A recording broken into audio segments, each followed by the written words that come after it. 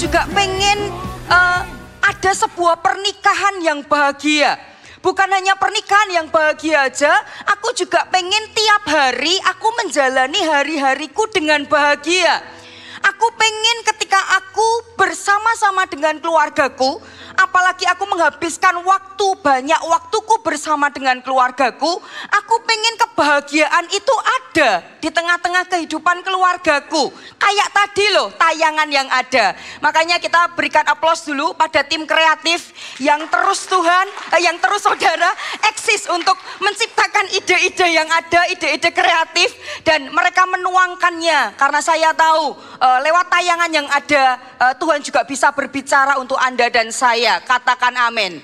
Nah, tetapi saudara, khusus untuk orang-orang Nasrani, apalagi untuk jemaat GMS Sulam Papua lagi, apalagi GMS Makassar. Saya pengen sounding dan memberikan nilai ini kepada Anda. Valentine bukan hanya di tanggal 14 Februari. Tapi kita berdoa, berharap dan meminta kepada Tuhan, every day is my Valentine Day. Tiap hari adalah hari kasih sayang kami. Tiap hari kasih sayang itu harus kami rasakan.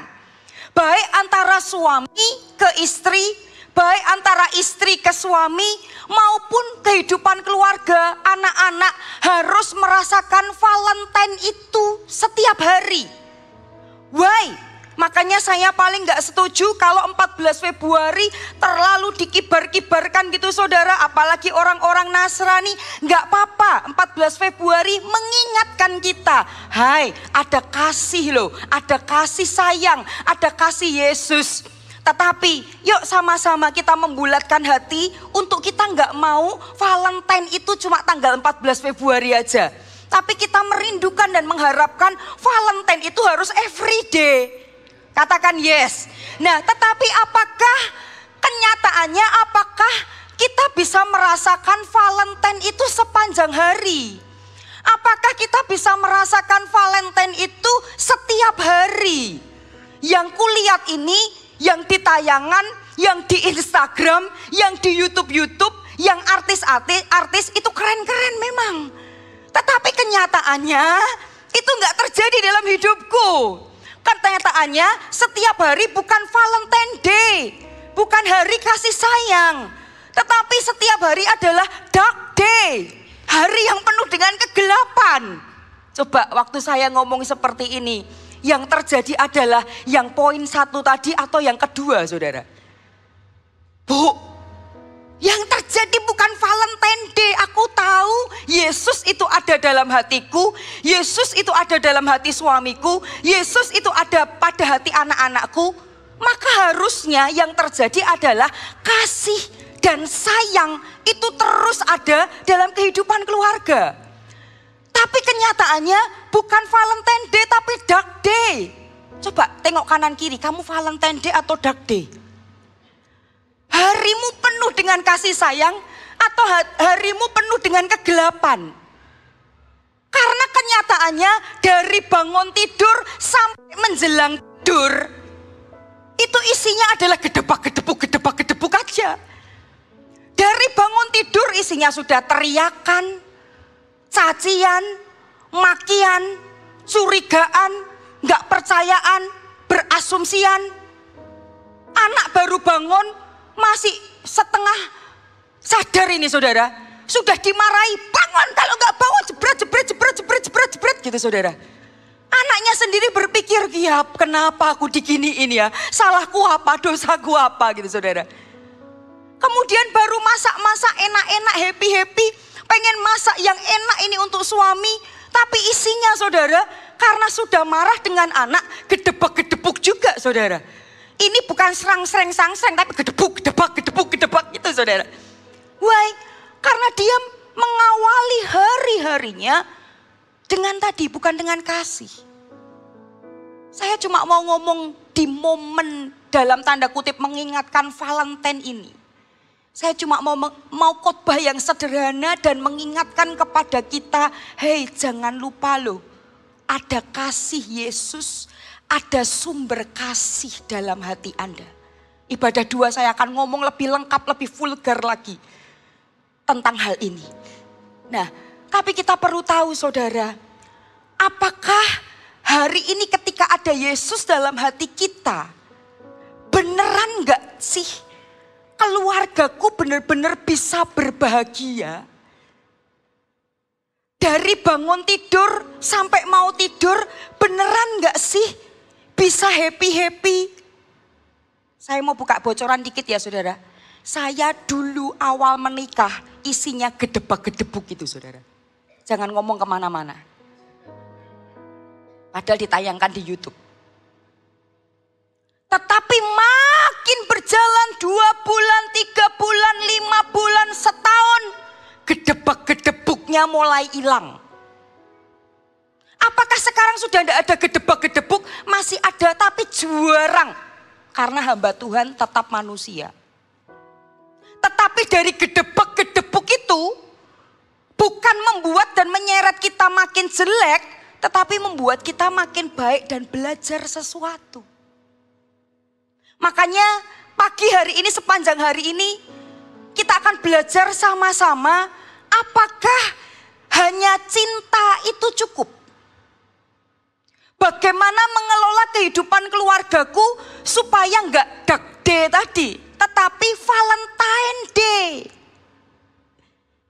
Supaya dipenuhi dengan kasih sayang tadi.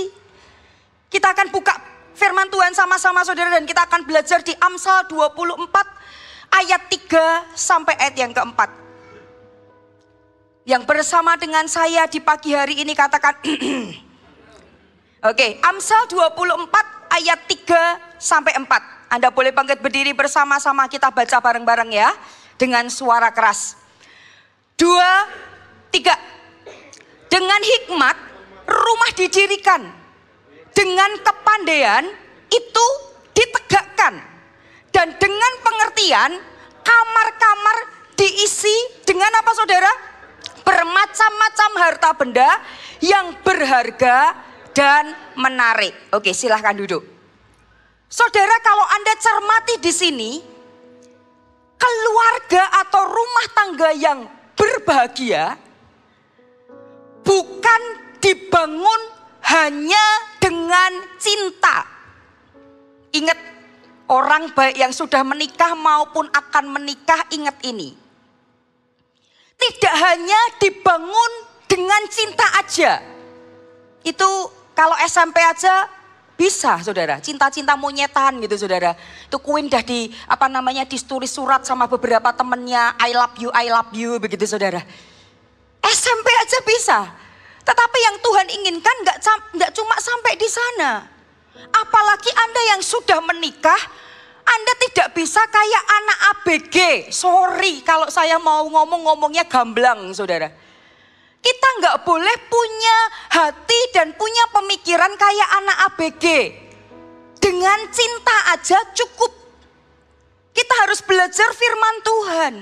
Firman Tuhan katakan, untuk keluargamu berbahagia tidak cukup hanya dengan cinta. Dasarnya memang harus cinta, yaitu kasih Yesus. Tetapi untuk menjadikan keluarga ini utuh, berbahagia, makin diberkati, makin happy, bukan hanya dengan cinta. Makanya kalau hanya dengan cinta, Valentine beli bunga yang gede-gede saudara. Kasih, aku akan membalas ini loh, bukti cintaku. Bukti cinta tuh tiap hari saudara, bukan tanggal 14 saja. Katakan amin. Nah kalau gitu, kebenaran firman Tuhan mengatakan untuk membangun rumah tangga saudara, itu untuk rumah tangga itu bisa berbahagia, dibangun dengan apa? Dengan hikmat, dengan kepandaian, dan dengan pengertian. Kalau Anda baca bawahnya, kalau engkau membangunnya dengan 3 hal itu, tapi dasarnya adalah Yesus, dasarnya adalah cinta, maka firman Tuhan katakan apapun yang ada di dalam rumah itu akan menjadi apa saudara? Berharga dan menarik. Ayo Bapak Ibu Saudara, kita berharap ini. Apapun yang ada yang Tuhan percayakan di rumah tangga kita, anak-anak kita, mungkin mama mertua kita, siapapun yang tinggal di rumah kita, kayak apapun kemarin keberadaannya maupun hari ini keberadaannya, tapi kalau kita bisa membangunnya dengan cara yang benar, rumah tangga dibangun dengan cara yang benar, bukan hanya dengan cinta aja, tapi tadi saudara, dengan hikmat, dengan pengertian, dan dengan kepandaian. Nanti saya akan sharekan apa itu. Maka yang terjadi, orang-orang yang Tuhan titipkan dalam kehidupan Anda akan menjadi orang-orang yang berharga, dan orang-orang yang berarti, yang penting, yang menyenangkan ketika mereka ada di sekitar orang-orang di luar sana, saudara. Katakan amin. Makanya percayalah di dalam hatimu, kalau engkau sudah membangun hal ini dengan benar, maka gak perlu ragu. Kita percaya kita akan lakukan bagian kita sebagai suami, sebagai istri, sebagai orang tua. Tapi aku gak perlu takut, aku gak perlu gentar, aku gak perlu khawatir dengan anak-anakku. Aku lakukan bagianku dan Tuhan akan menyempurnakan dan melakukan bagiannya untuk keturunanku. Jadi parameter Tuhan tuh lihat apa yang ada di dalam dan apa yang kita lakukan. Katakan amin. Nah, kalau kita sudah lakukan apa yang di dalam dan kita sudah melakukan sebaik mungkin seturut dengan firman Tuhan, maka saya percaya keturunan kita, anak-anak kita, orang yang tinggal dekat dengan kita, sama seperti firman Tuhan katakan, mereka akan muncul menjadi orang-orang yang berharga. Mereka akan menjadi orang-orang yang dipermuliakan. Karena apa? Karena mereka dididik, mereka ada di dalam kapal yang bukan kapal yang salah, bukan ada di home yang salah, tapi mereka ada di home yang benar. Katakan yes. Nah, hari ini kita akan belajar bareng-bareng. Kalau begitu, apa yang harus aku bangun di dalam pernikahan ini? Sebenarnya untuk aku mendapatkan pernikahan yang bahagia ini harus seperti apa? Saya buka saudara, poin yang pertama adalah kita harus bersama-sama membangun keluarga itu jadi bahagia. Kuncinya di sini. Tadi saya ngomong ada bagian Allah yang menyempurnakan, Mak. Tapi ada bagian kita. Ini memang firmannya sangat sederhana, saudara. Tapi kadangkala yang sederhana gini dilupakan, padahal ini basic untuk keluarga kita diberkati. Untuk bersama-sama. Belajar bareng-bareng ya. Yang pertama adalah bersama-sama membangun keluarga jadi bahagia. Kata kuncinya di sini adalah bersama-sama dan membangun. Membangun itu artinya apa, saudara? Membangun itu artinya dengan sengaja melakukan sesuatu untuk mendapatkan apa yang kita harapkan. Kalau saya percayalah, kalau hari ini saya kasih mic saya dan tanya, kamu pengen keluargamu kayak apa? Pasti kebanyakan akan ngomong bahagia, bahagia, bahagia. Tapi saya mau ajari Anda mendarat yuk. Betulan enggak bahagia itu terjadi dalam kehidupan keluarga Anda? Jika tidak, Anda harus berpikir apa yang bisa aku kerjakan, apa yang bisa aku lakukan, apa yang perlu aku benahi. Supaya apa yang jadi janji firman Tuhan itu benar-benar bisa terjadi dalam kehidupan keluargaku. Salah satu kunci dasarnya ini tadi loh, saudara. Engkau harus membangun bersama-sama. Membangun itu artinya bukan berangan-angan aja. Bukan hanya dimasukkan dalam harapan aja. No. Bukan hanya didoakan aja, Soalnya kadangkala orang Kristen karena penuh dengan kasih karunia, dia selalu menjebloskan dirinya, mengharapkan sesuatu hanya dengan kekuatan. Tuhan pasti berilah. Tuhan pasti kasihlah. Aku kan dah berdoa banyak sampai ini mulut kayak Donald bebek. Aku kan dah berseru dan berteriak. kebenarannya gak cukup sampai hanya di doa dan harapan. Tapi firman Tuhan katakan, engkau harus dengan sengaja bertindak, melakukan sesuatu, berupaya, memikirkan, melakukan. Gimana caranya supaya aku betul-betul memperoleh kehidupan keluarga yang berbahagia ini? Katakan amin. Coba colek kanan kiri. Ya ampun, bukan hanya doa, tapi bertindak. Sederhana ya saudara ya. Dan kata kuncinya di sini juga adalah bersama-sama. Bersama-sama itu artinya bukan seorang aja yang menginginkan perubahan kehidupan keluarga itu. Tetapi harus kedua belah pihak.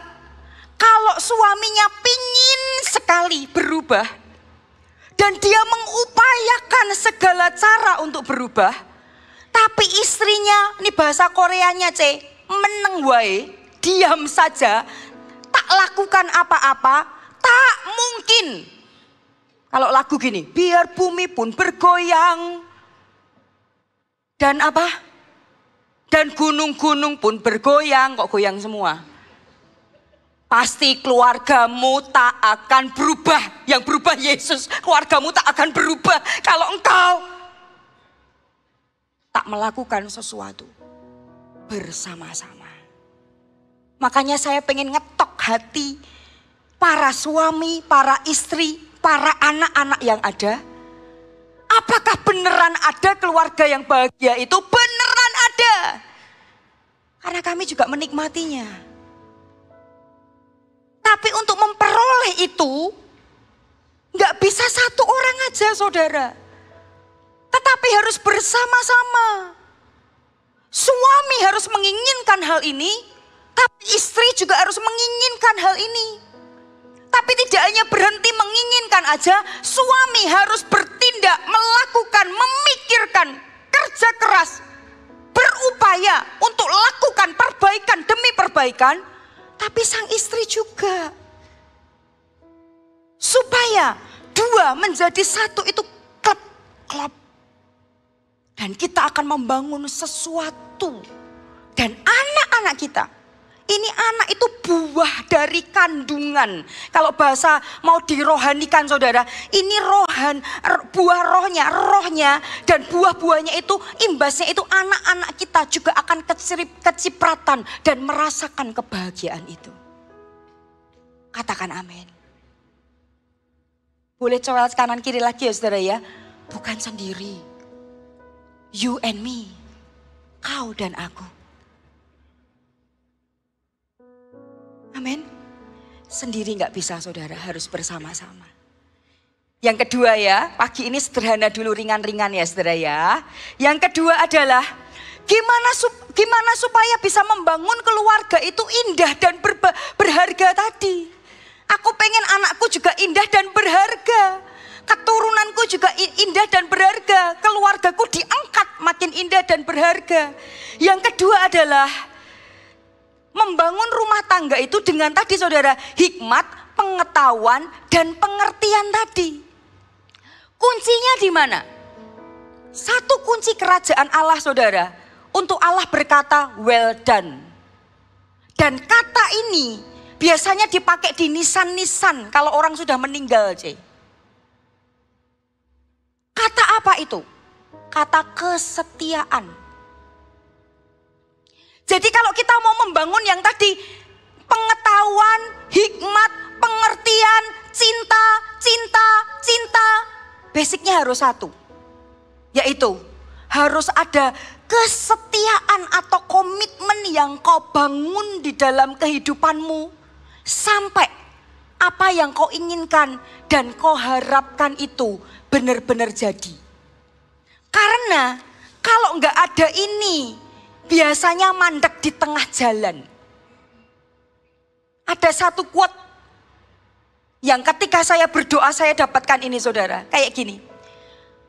awal jatuh cinta itu dimulai dari mata turun ke hati. Tapi untuk membangun cinta jadi bahagia, keluarga jadi bahagia, dimulai dari hati turun ke mata. Nangkep ya Pak ya?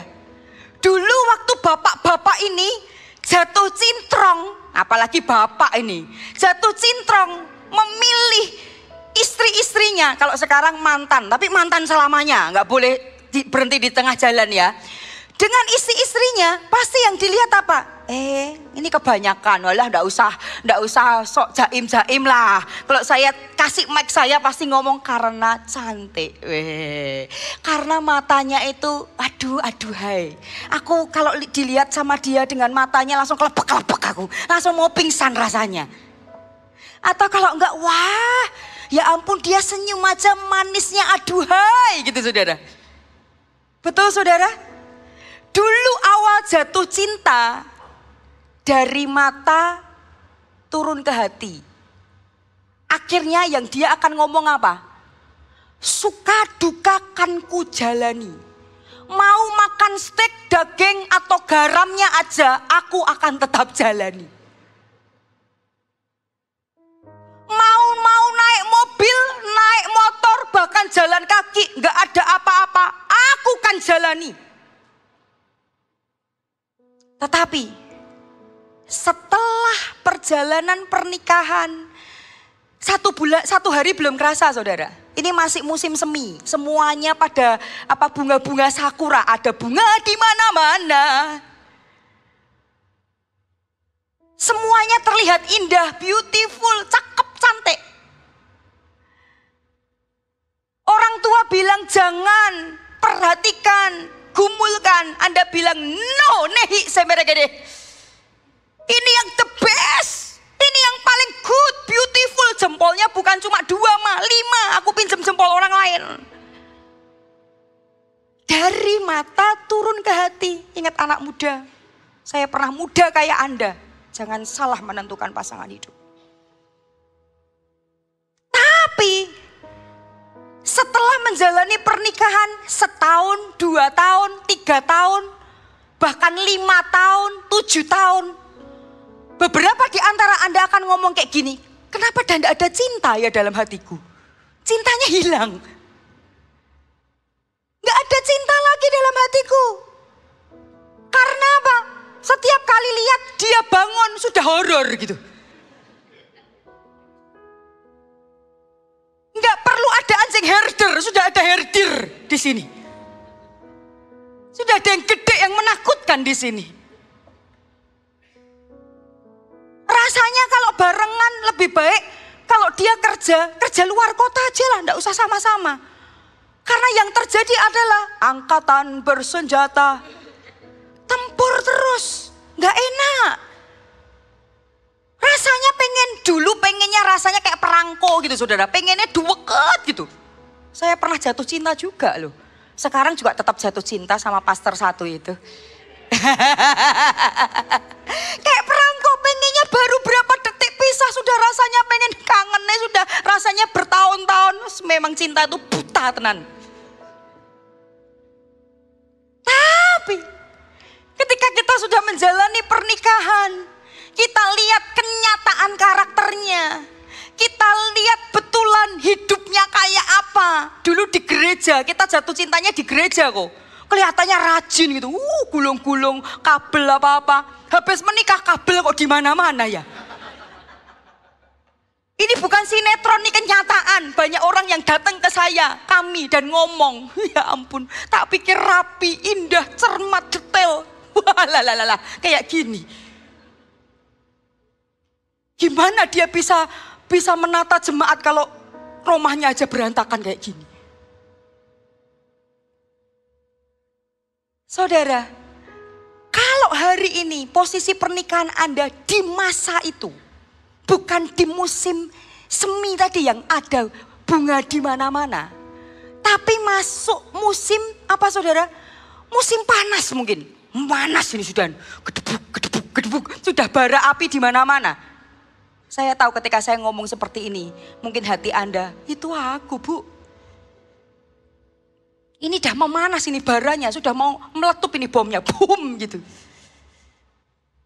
Dan mungkin Anda bukan lagi di musim panas, sudah di musim mendekati gugur. Lebih baik kok cerai aja ya. Nanti siang saya mau ngomong, lebih baik kok cerai aja ya. Dulu aku keliru milih. Karena Tuhan gak berbicara dengan aku dengan jelas. Pasangan hidup itu bukan Tuhan yang menentukan. Kita yang milih dan menentukan. Tapi ada di hatinya Tuhan. Jadi Tuhan memberikan hak bebas kepada kita untuk milih. Dulu pilihan saya juga banyak, Pak. Malah curhat. Tapi saya memilih dan menentukan karena saya tahu masa depan akan seperti apa. Dan kita jalani bareng-bareng. Halo, katakan yes. Nah, kalau kondisi pernikahan Anda dalam kondisi seperti itu, sudah mulai memanas dan sudah mulai mau musim gugur ini, jangan biarkan gugur betulan. Pupuk. Kasihin pupuk lagi. Sirami lagi. Kasih yang baik-baik lagi, saudara. Kalau dalam kondisi seperti itu, mulailah dengan kau harus punya hati dulu. Tapi aku sangat pahit. Kata-katanya itu loh mencekno. Kata-katanya itu loh kasar. Kata-katanya itu loh, dia baru bangun aja sudah rasanya tuh udah, telingaku udah nging gitu. Udah rasanya, wah babes ini ngamuk lagi nih. Saya tahu. Makanya harus ada cinta yang kekal.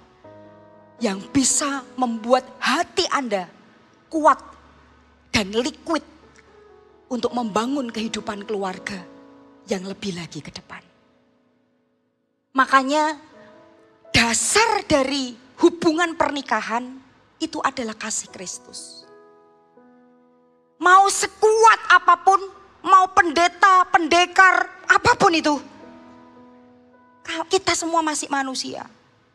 Kekuatan kita yang kau berseru, lebih tepat jangan berseru ke keluarga Anda. Nanti malah coet. Masalah Anda sudah selesai, tapi masalah di keluarga Anda makin heboh karena Anda diceritakan. Jaga itu. Makanya kalau kondisinya seperti ini harus dimulai. Kau harus mengembalikan cinta dulu. Setelah cinta itu ada dalam hatimu dan engkau mengupayakan sesuatu, maka yang akan terjadi adalah engkau akan melihat sebuah perubahan, pemandangan yang indah untuk suami, untuk istri, dan untuk anak-anak Anda. Katakan amin. Makanya hari ini saya cuma ngasih basic-basic aja kok saudara. Kalau gitu cinta itu apa sih? Supaya kita nggak kayak anak ABG, coba cowel kanan kiri. Terutama yang sudah berkumis, sudah rambut putih kayak saya, coba cowel kanan kiri. Jangan cinta ala anak ABG, nanti kau jadi monyet gitu. Ya saudara, kelihatannya guyonan ya, tapi cowel. Jangan cinta kayak anak ABG, nanti kau jadi monyet karena cinta monyet saudara. Kita akan belajar ya, sebenarnya cinta itu apa sih? Cinta dalam pernikahan itu seperti apa? Yang pertama adalah pernikahan sebagai sebuah rancangan ilahi. Makanya saya diberi tema di sini more than just love. Lebih dari hanya sekedar cinta di dalam pernikahan itu. Dan kau harus membangun pernikahan seperti apa? Kau harus mengerti, memahami pernikahan itu sebuah rancangan ilahi. Kenapa saudara? Karena kalau Anda baca di Kejadian, yang mencarikan pasangan untuk Adam siapa? Yang carikan adalah Tuhan loh. Bukan Adamnya cari-cari sendiri, enggak. Tapi yang nyarikan pasangan Adam bisa keluar Hawa itu adalah Tuhan. Yang memikirkan, yang repot itu adalah Tuhan. Karena Tuhan menginginkan supaya ketika ketika ada satu pasang, aku akan memberkati mereka dan mereka akan bisa melakukan perkara-perkara yang besar. Nanti saya akan ngomong. Makanya tanamkan di dalam hati Anda, kalau hari ini Anda menikah, dipersatukan, itu adalah kerinduan dan keinginan dari Tuhan. Apalagi sudah diberkati di gereja, Anda adalah orang-orang yang sudah di dalam rancangan Tuhan. Kalau Anda di dalam rancangan Tuhan, berarti Tuhan itu selalu merancangkan kebaikan, bukan kecelakaan dalam kehidupan Anda. Jadi kalau ada hal-hal yang tidak baik, melulu kecelakaan, melulu nggak good, kau perlu pertanyakan, yang salah bukan Tuhannya. Tapi aku mungkin yang kurang begitu mengelola pernikahan, menghargai pernikahan, menyepelekan pernikahan, memandang sebelah mata tentang pernikahan. Sehingga yaudah, wes kita jalani gitu aja lah. Memang kita serumah bareng-bareng, tapi sekasur beda-beda. Oke, kau tetap kuhidupi, tapi asal gini aja lah pernikahan kita. Nanti jadinya akan gitu, saudara. Tapi kalau kita tahu yang satu ini, pernikahan itu adalah desainnya Tuhan dan blessingnya Tuhan ada di sana. Maka kita akan mengusahakan gimana caranya, apa yang sudah Tuhan rancangkan ini, kok aku bisa bersatu dengan orang yang kucintai, kok aku bisa bersama-sama dengan orang yang kusayangi. Meskipun sekalipun dulu Anda pernah melakukan kesalahan mungkin. Tapi ketika engkau berubah dan bertobat, dan engkau ngambil komitmen, Tuhan, aku tahu aku pernah melakukan kesalahan, tapi aku akan berkomitmen untuk membangunnya kembali. Jadi kunci yang pertama untuk pernikahanmu utuh dan berbahagia adalah jangan anggap pernikahanmu, engkau dipersatukan itu hanya sekedar main-main. Tapi engkau harus tahu cara pandang Tuhan. Ketika engkau kupersatukan, aku punya goal, aku punya maksud, aku akan menjadikan dirimu lebih. Katakan amin. Sehingga kalau ini ada dalam pikiran dan benak Anda, maka ketika Anda menjalankan pernikahan Anda tidak akan meremehkan, ya jalani, kau ke sana, aku ke sini. Gak usah ada hormat-hormat, cinta-cinta, harga-hargai. No, jalani aja masing-masing. Pertanyaannya, kalau sungguh engkau cinta kepada Tuhan, kau akan menghormati dan menghargai keputusan Tuhan. Katakan amin. Ini salah satu kekuatan untuk kita orang-orang percaya, untuk terus bersama-sama sampai mati loh saudara dengan pasangan kita. Prinsip kami kayak gini. Sama Kok Chen selalu bangun gini.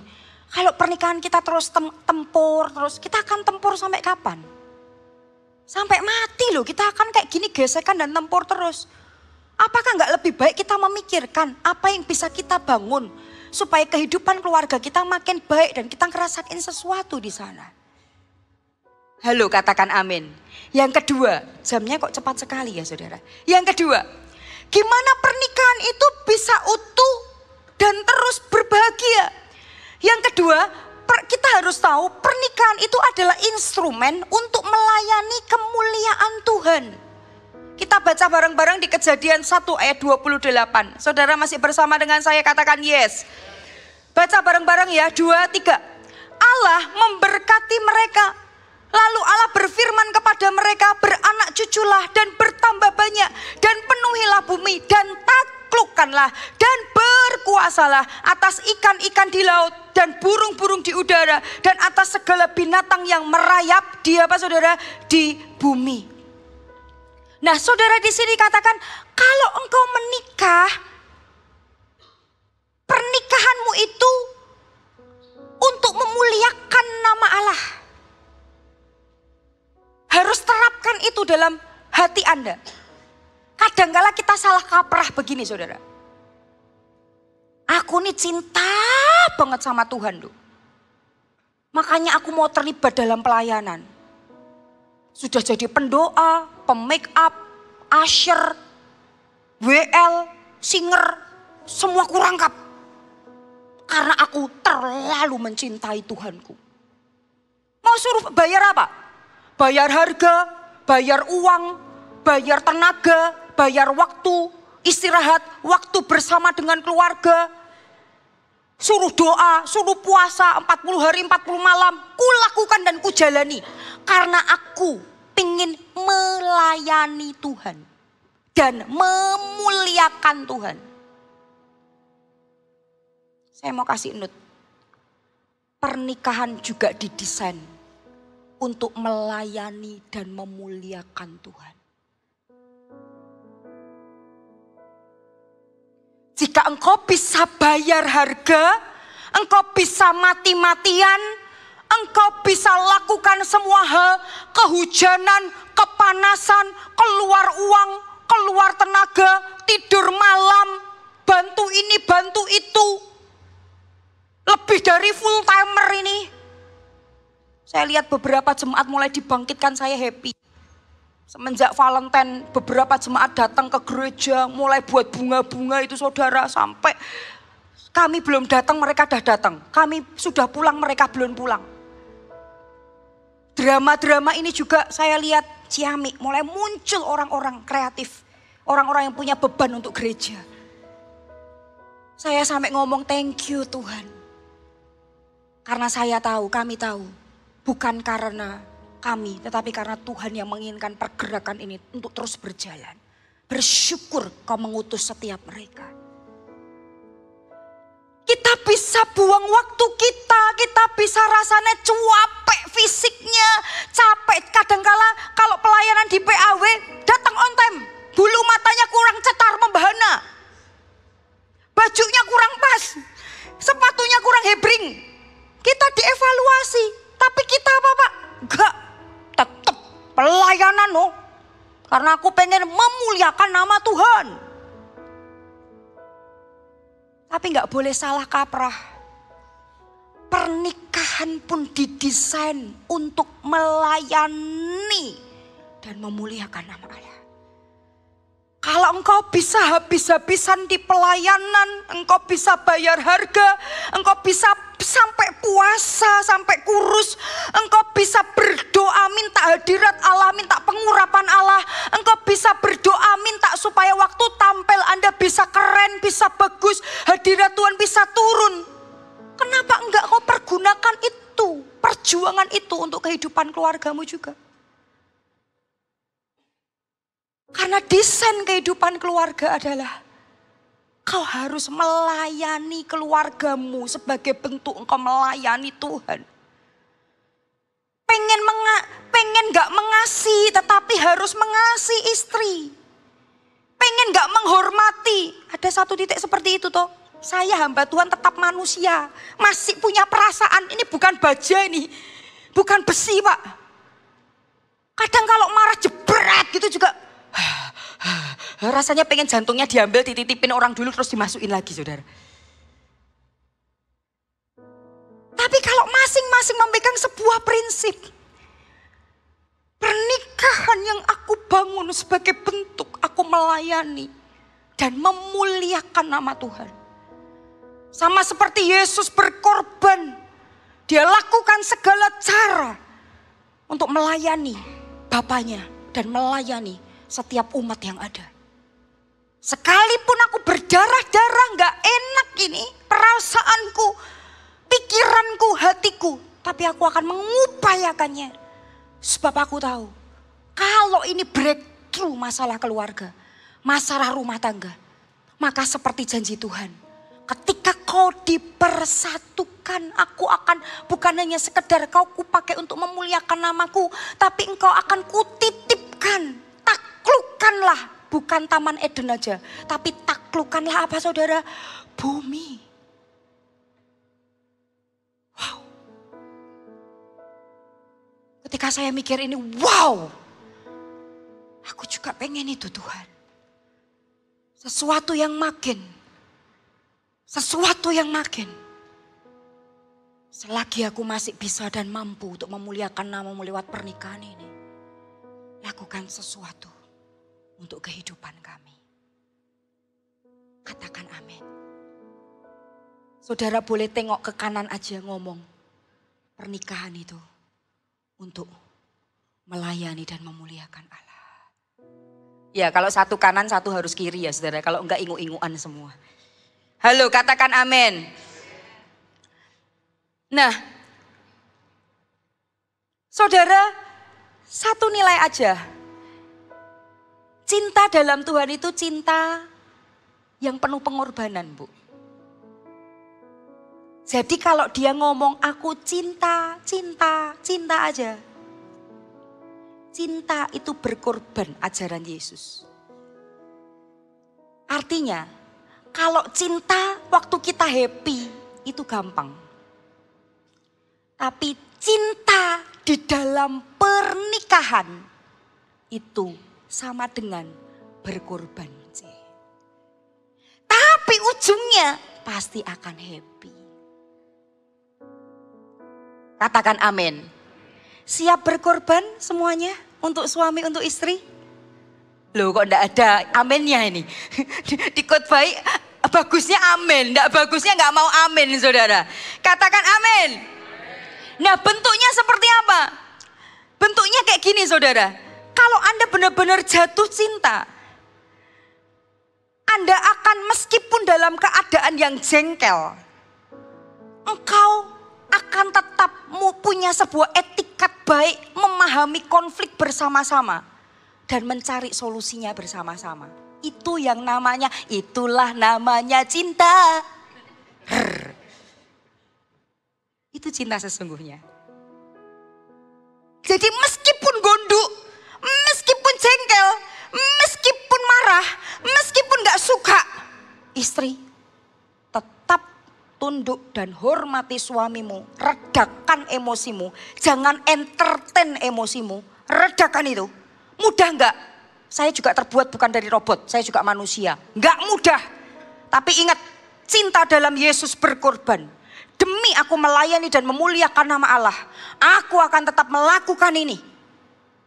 Redakan. Kemudian Anda akan berkata, ayo apa yang harus kita lakukan sama-sama. Rasanya dulu kalau pas gak marahan pengen meluk begini saudara. Tapi pas marahan pengennya bukan meluk, ngaplok, plok, plok. Redakan. Jangan entertain emosi Anda. Suami juga jangan entertain emosi Anda. Ngapain sih di entertain? Redakan karena ada kasih Yesus yang bisa menguasai hidupmu. Kemudian Anda, ini bentuk cinta sesungguhnya. Cari solusi, cari jalan keluar, ambil sebuah posisi. Bangun cinta itu bersama-sama. Karena dalam pernikahan bukan lagi cinta monyet tetapi membangun cinta. Membangun rumah tangga. Lagi ya, apalagi berkorban itu. Berkorban itu cinta yang sesungguhnya itu adalah dia tidak menyimpan unek-unek Pak. Unek-unek tahu ya, di sini tahu unek-unek enggak? Ganjal di dalam hati. Buang itu. Kalau Anda masih menyimpan sesuatu dalam hatimu, ganjel sesuatu dalam hatimu, perlu dipertanyakan, Anda cinta enggak? Marah di sini aja saudara, habis itu lepaskan. Biarkan kasih Kristus yang memenuhi hidup Anda. Dan cinta itu akan makin terbangun ketika tidak ada ganjelan atau unek-unek dalam hatimu. Itulah namanya cinta. Gampang enggak? Enggak kok. Tapi harus berkorban. Coba kasih senyum ke pasangannya. Gitu saudara. Ayo kasih senyum ke pasangannya.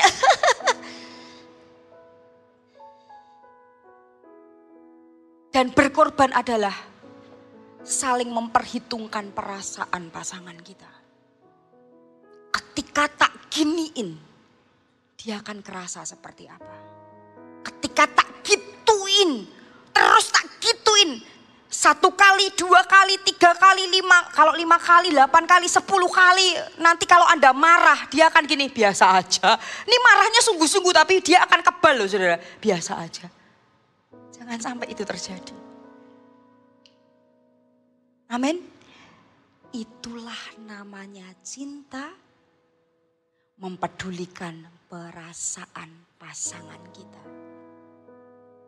Kok Chen itu ya keras sih. Seringkali jebret. Tapi bedanya sekarang, setelah jebret, dia rangkul dan dia minta maaf sama saya. Dan saya lihat perubahan hidupnya makin lama, dia makin kurang jebret-jebretnya itu tadi. Karena dia menyadari, aku tidak menikah dengan robot, tapi aku menikah dengan wanita yang punya perasaan. Katakan amin. Oke, boleh kasih pasangan lagi senyum. Gitu saudara. Yang ketiga terakhir, pernikahan itu adalah sebuah perjanjian atau komitmen. Artinya apa saudara? Artinya adalah ketika dua dipersatukan menjadi satu daging. Dua disatukan menjadi satu kekuatan. Nah, masalahnya adalah harusnya dua dipersatukan itu menjadi satu kekuatan. Dia bisa mikirkan solusinya makin kuat. Dia bisa memikirkan jalan keluarnya seperti apa. Dia bisa memikirkan cita-cita keluarganya seperti apa. Masa depan anak-anaknya seperti apa. Apa yang perlu kita bangun di tengah-tengah keluarga. Harusnya keluarga yang baik dan sesungguhnya itu kayak gitu. Mikirkan masa depan kehidupan keluarganya, anak-anaknya. Mau bangun apa di tengah-tengah kehidupan keluarganya. Masalahnya saudara, setiap kali kalau Anda mau ngomong sesuatu, malah tempur apa enggak?